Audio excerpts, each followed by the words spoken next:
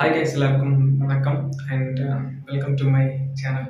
என்ன பார்க்க போகிறோம் அப்படின்னா வந்துட்டு சிவகார்த்திகேயன் அவரோட 25th படம் சுதா கொங்கரா வந்துட்டு இயக்குறாங்க. ஸோ அந்த படம் வந்துட்டு ஒரு ஒரு சின்ன சர்ச்சைக்கு உள்ளாகி அப்படியே வெளில வந்து இவர் ஏன் இப்படி பண்ணுறாரு அப்படிங்கிற மாதிரி ஒரு விஷயமும் தோன்றி அண்ட் இந்த படத்தோட அந்த டைட்டில் டீசர் அண்ட் அதோட கதையோட ஸ்டோரி பிளாட்டு அண்ட் இந்த படம் வந்துட்டு இப்படின்ட்டு இருந்திருக்கலாம் அப்படிங்கிற மாதிரி வந்துட்டு நிறைய விஷயங்களை பற்றி டீட்டெயில்டாக பேச போகிறேன். ஸோ ஸ்டார்டிங்லேருந்து எண்டிங் வரைக்கும் நம்ம இதை ஃபுல்லாக பார்க்குறோம். ஸோ இந்த வீடியோ வந்துட்டு பார்க்குற எல்லா நண்பர்களும் நம்பிகளும் சப்ஸ்கிரைப் பண்ணுங்கள், லைக் பண்ணுங்கள், உங்கள் ஃப்ரெண்ட்ஸுக்கு வந்துட்டு ஷேர் பண்ணுங்கள். வாங்க வீடியோக்குள்ள போகலாம்.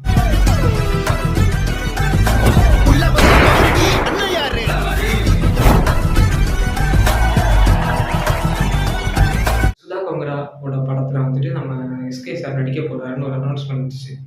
அதர்வா சார் ஹீரோ கூட ஒரு ஆர்டிஸ்டாகவும் அண்ட் ஹீரோ மெட்டீரியல் தான். And Jayam Ravi sir it's like Ravi மோகன் சார் வந்துட்டு வில்லனாகவும் வந்துட்டு ஆக்ட் பண்ணுற மாதிரி இருக்கும்னு சொல்லியிருந்தாங்க. ரவி மோகன் ஏன்னா அவரோட பேர் ரவி தான். ஸோ அதனால் வந்துட்டு ஜெயம் அவரோட ஃபர்ஸ்ட் படம். ஸோ அதுலேருந்து மாற்றி ரவி மோகனா கூப்பிட்டங்க அப்படின்னு சொல்லி அதெல்லாம் சேஞ்சஸ் ஆகிடுச்சு.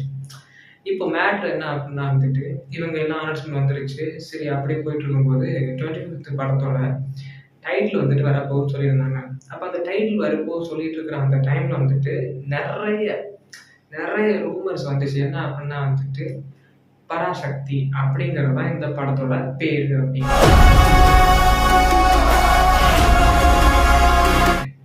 பராசக்தி அப்படிங்கிற ஒரு படத்தோட பேர் அப்படிங்கிற வந்துட்டு லீக் ஆகிட்டே இருந்துச்சு. இட்ஸ் லைக் ஒரு தண்ணியில இருந்து ஒரு டேப்ல உழுகுற மாதிரி வந்து லீக் ஆகிட்டே இருந்துச்சு. இது நம்ப முடியல, என்னடா இது சொல்றானுங்க அப்படி இப்படின்ட்டு. கொஞ்ச நாள் கழிச்சு இந்த படத்தோட அஃபிஷியல் அனௌன்ஸ்மெண்ட் வருது, பராசக்தி அப்படின்ட்டு ஒரு டைட்டில் வீடியோவோட வருது.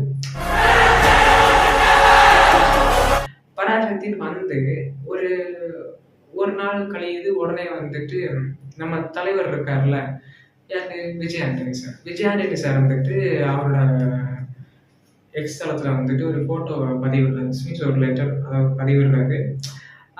அதுக்கு முன்னாடி ஒரு ஃபோட்டோ வந்துட்டு வருது, ஒரு ஃபர்ஸ்ட் லுக். அவரோட படத்தோட பேர் வந்துட்டு சக்தி திருமகன் அப்படின்ட்டு.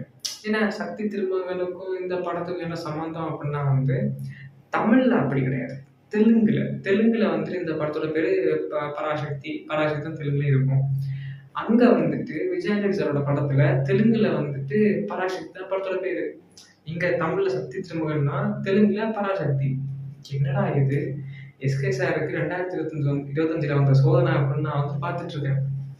சரி, பராசக்தி மோத போகுது அப்படின்னு நினைச்சாலும் வந்துட்டு அங்க ஒரு பிரச்சனை கிளம்புது. என்ன அப்படின்னா, நம்மளோட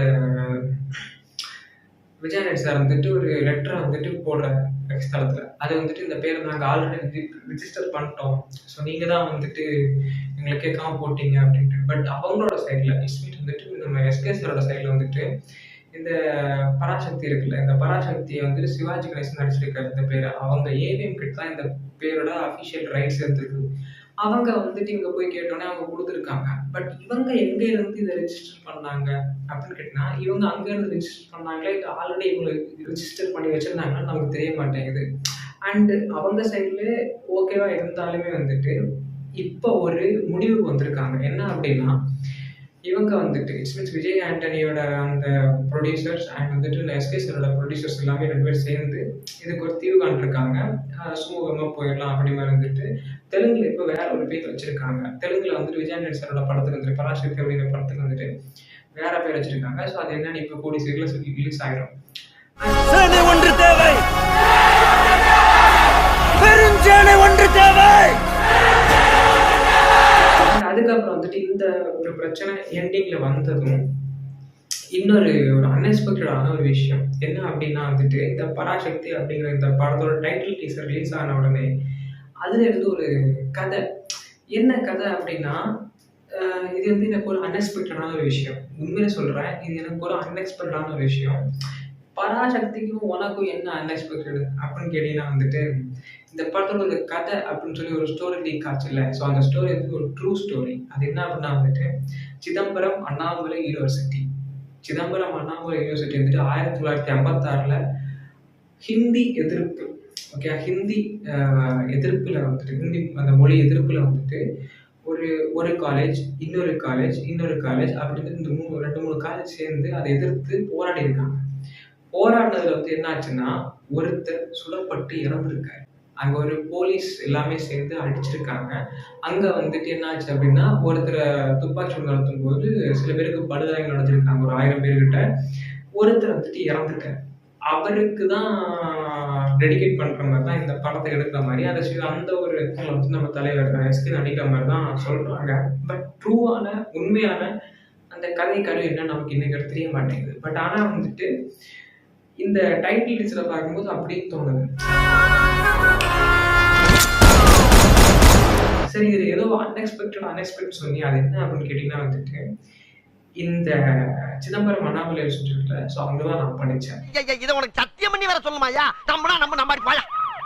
எனக்கு இந்த சிதம்பரம் அண்ணாமலை யூனிவர்சிட்டி வந்துட்டு நெறைய விஷயங்கள வந்துட்டு ரீகால் பண்ணுது. இட்ஸ் லைக் வந்துட்டு நான் அங்க இருக்கும்போது எனக்கு தெரிய மாட்டேங்குது. அங்க வந்து வந்ததுக்கப்புறம், முடிச்சுட்டு வந்ததுக்கப்புறம் வந்துட்டு, இன்னும் முடியல நெறைய இருக்குது. பட் அங்கேருந்து வந்ததுக்கப்புறம் நெறைய விஷயங்கள் தெரிய வருது. இங்க இதெல்லாம் நடந்துச்சு, இந்த மாரி நடந்துச்சு, இது மாரி ஆச்சு. ஸோ அப்ப வந்துட்டு ஒரு ஹிந்தி எதிர்ப்புக்கு வந்துட்டு போராடி ஒருத்தர் உயிர் நீத்திருக்காரு. அவருக்கு சிலை வேற வச்சிருக்காங்க. சிலை திறப்பு விழா வேற வச்சிருக்காங்க. அண்ட் அது மட்டும் இல்லாம வந்துட்டு அங்க இவரோட ஞாபகமா நெறைய விஷயங்கள் பண்ணியிருக்காங்க. பட் எனக்கு நமக்கு தெரியவே மாட்டேங்குது. இப்ப இந்த மாரி படங்கள் எல்லாம் வந்து அந்த இத வந்துட்டு ரீகால் பண்ணும்போது தான், அதாவது இத வந்து படமாக்க போறோம். இந்த மாரி ஒரு கதை இருக்குது. உண்மையான ஒரு நடந்த கதை, சோக கதை. ஏன்னா, நம்ம சிவகார்த்திகேயன் கண்டிப்பா ஆக்ட் ஆகும் உண்மையிலேயே. ஏன்னா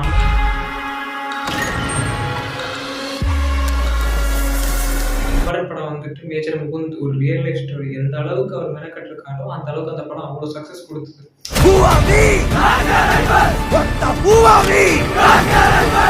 ஸோ அதனால இந்த படமும் அந்த அளவுக்கு சக்சஸ் குடுக்கும்னு நம்புவோம். பட் ஆனா வந்துட்டு இது அதுதானா? இல்ல இது வேறயா? அதுதான் இப்ப கேள்வி. ஏன்னா இந்த டீசர் பார்க்கும்போது வந்துட்டு ஒரு காலேஜ் பச்சையப்பன் அப்படிங்கிற ஒரு காலேஜ். ஸோ அந்த காலேஜ்ல இவர் வந்துட்டு மேல போறாரு. யாருமே இல்ல. சுழங்கு போட்டுக்கிட்டே வந்துட்டு இவர் பாட்டுக்கு மேல போறாரு. மேல போயிட்டு மொட்டை மாடில போய் நின்னுகிட்டு, "ஒரு சேனை தேவை. ஒரு பெருஞ்சேனை தேவை" அப்படின்ட்டு கத்துறாரு. ஒன்று தேவை. பெருஞ்சேனை ஒன்று தேவை. அப்போ கீழ நெறைய ஸ்டூடண்ட்ஸ்லாம் நின்னுகிட்டு, "எஸ்" அப்படின்னு சொல்லி கத்துறாங்க. ஸோ அதுக்கு ஒரு பெருஞ்சேனை தேவை அப்படிங்கிறது வந்துட்டு உள்ள என்ன இருக்கு அப்படின்னா, ஏதோ ஒண்ண எதிர்க்கிறாங்க. அந்த இதுல கூட வந்து நீங்க பார்த்தீங்க அப்படின்னா வந்துட்டு, "do not touch students, do not touch" அப்படின்னு போட்டிருக்காங்க. ஒரு வால்ல வந்து போட்டிருப்பாங்க. "எதுவும் இருக்காதீங்க, எதுவும் போடாதீங்க" அப்படிங்கிற மாரி. அண்ட் அது மட்டும் இல்லாம வந்துட்டு அத அழிச்சுட்டு, அத ஒரு மேல ஒண்ணு அழிச்சுட்டு, "டூ நாட் டச் ஸ்டூடண்ட்ஸ்" ஓகேயா? ஸ்டூடண்ட்ஸ் டூ நாட் டச் அப்படிங்கிறதுக்கும், do not touch students touch பண்ணாதீங்க அப்படிங்கிறதுக்கு வந்து நிறைய வித்தியாசம் இருக்குது. அதே மாரி பார்த்தா வந்துட்டு ஸ்டூடண்ட்ஸ ஒடுக்குறாங்க. ஒடுக்குறாங்கன்னு வைக்கலாம். ஓகே. அவங்கள அடிக்கிறாங்க, துன்புறுத்துறாங்க, ஒடுக்குறாங்க.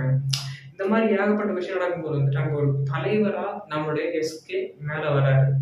அவர் தான் அந்த ஒரு கேரக்டரிசமா இருக்குமோ அப்படி மாரி எனக்கு தோணுது. பட் அந்த கதை வருமான்னு தெரியல. பட் ஆனா இந்த டைட்டில் அனௌன்ஸ்மென்ட் வீடியோ பார்க்கும்போது வந்து நிறைய விஷயங்கள் தோணுது. அண்ட் இந்த ஒரு கான்செப்ட்ல வந்துட்டு அதர்வா சார் வந்துட்டு ஒரு ஹாஸ்டல்ல இருந்து ஓடி வராரு. நெறைய கதவ தட்டி, சில பொருள வாங்குறாரு, சில விஷயத்த கையில வச்சுட்டு ஓடுறாரு. ஸ்ரீலீலா வந்து அவங்கள வந்துட்டு காப்பாத்திட்டு கூட்டு போறாங்க. நீ ராக்குன்னு நின்று சச்சுண்டு வாடுகிறா செத்துருப்படாடோய். ஸோ இதெல்லாம் நடக்குது. இது மட்டுமா அப்படின்னா வந்துட்டு ஆஸ் எ வில்லன் வில்லன் வந்துட்டு ரவி மோகன் சார் வந்துட்டு எஸ்கே சாரோட போட்டோவை சுட்டு பிராக்டிஸ் பண்ணிட்டு இருக்காரு. இட்ஸ் லைக் அவரோட கண்ணில் அவ்வளோ வெறி தெரியுது. நீங்க அந்த கோட் படத்துல சஞ்சய் பார்த்தீங்கன்னா வந்துட்டு தெரியும். நம்ம ரியல் கோட்டை வந்துட்டு காந்தியை சொல்றது. ஸோ அந்த ஃபோட்டோ சுட்டு பார்க்கும்போது வந்துட்டு good to go Jeevan. So அது மாதிரி இருந்துச்சு சொல்லும்போது அதை வந்து ரீகால் பண்ண மாதிரி இருந்துச்சு இந்த இடம்.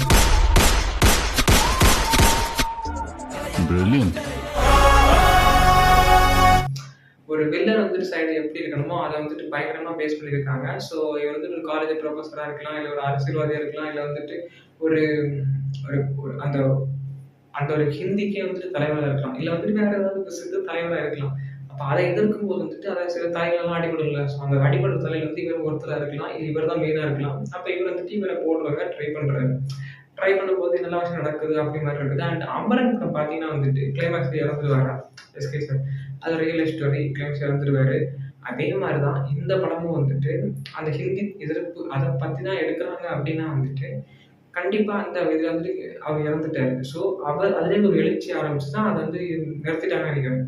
அப்போ இங்கே வந்துட்டு நம்ம தலைவர் எஸ்கே சார் இறந்துட்டார் அப்படின்னா அதுலேருந்து ஒரு எழுச்சி கிரியேட் ஆகி வருமோ அப்படி மாதிரி எனக்கு தோணுது. சேனை ஒன்று தேவை, பெருஞ்சேனை ஒன்று தேவை. அப்படி ஒரு இறந்த மாதிரி படம் நடிக்கிறேன்னா தொடர்ந்து 2வது படம் இதுதான், ஸோ பராசக்தி. அண்ட் இந்த படம் வந்து ஜூலை சம்மர் அந்த டைம்ல வந்துட்டு ரிலீஸ் ஆகும்னு சொல்லியிருக்காங்க. ஸோ வெயிட் பண்ணி பார்க்கலாம். அண்ட் வேற என்ன அப்படின்னா வந்துட்டு புறநானூறு, நம்மளுடைய டைரக்டர் இருக்காங்கல்ல சுதாகுமார், ஸோ அவங்க வந்துட்டு புறநானூறு அப்படிங்கிற படத்தை நம்மளுடைய சூர்யா சாருக்கு எடுக்கிறாங்க. ஸோ அதோட ஃப்ரேம் கலர் பேட்டர்ன் வைஸ் பார்க்கும்போது வந்துட்டு இதுவும் அதே மாதிரி கொண்டுறாங்க. ஸோ அந்த கதை தான் இந்த கதையா, இல்லை இந்த கதை தான் அந்த கதையா, அப்படி மாதிரி நமக்கே ஒரு கன்ஃபியூஷனாக இருக்குது. ஸோ படம் வந்தால் நம்மளுக்கு எல்லாமே வந்துட்டு கிளாரிஃபை ஆகும். அண்ட் நீங்கள் என்ன பண்ணுங்க அப்படின்னா வந்துட்டு கண்டிப்பாக வருமோ வராதோ நமக்கு தெரியாது, பட் எல்லா ப்ராப்ளமும் சால்வ் ஆகி விஜய்க்கு ஈக்குவலா அடுத்து ஒருத்தர் நம்ம வந்துட்டு திரையில வந்துட்டு எல்லா குடும்பமா என்ஜாய் பண்ணி பார்க்க முடியும் அப்படின்னா வந்துட்டு என்ன கேட்டீங்க அப்படின்னா நான் எஸ்கே சொல்றேன். உங்களுக்கு என்ன தோணுது அப்படின்னு கமெண்ட்ஸ் சொல்லுங்க. அண்டு வேற என்ன பண்ணா வந்துட்டு சப்ஸ்கிரைப் பண்ணுங்க, லைக் பண்ணி ஷேர் பண்ணுங்க. இதுல நீங்க பார்க்கக்கூடிய விஷயம் என்ன அப்படின்னா வந்துட்டு ஏதோ டிஃப்ரென்ஷியேட்டாக இருக்குது, பட் அது எதுன்னு நமக்கு தெரியாது. அதுதான் ட்விஸ்ட், அதுதான் படம். ஸோ அந்த படத்தில் வந்துட்டு பார்க்கலாம். வெயிட் பண்ணுவோம். பராசக்தி.